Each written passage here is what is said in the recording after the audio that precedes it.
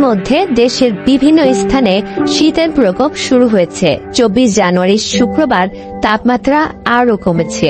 দেশের 2টি জেলার উপর দিয়ে বয়ে যাচ্ছে মৃদু শৈত্যপ্রবাহ। দেশের সর্বনিম্ন তাপমাত্রা রেকর্ড করা হয়েছে সিরাজগঞ্জের বাঘাবাড়িতে 9.6 ডিগ্রি সেলসিয়াস। দেশের অন্যান্য স্থানের মতো রাজধানীতেও কমেছে তাপমাত্রা।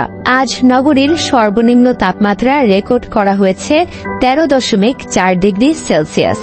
আবহাওয়া অধিদপ্তর বলছে আগামীকাল শনিবার তাপমাত্রা মোটামুটি আজকের মতোই থাকতে পারে, তবে আগামী রোববার থেকে তা আরও কমবে। এমন অবস্থা থাকতে পারে 28 জানুয়ারি মঙ্গলবার পর্যন্ত। তারপর অবশ্য তাপমাত্রা বাড়তে পারে।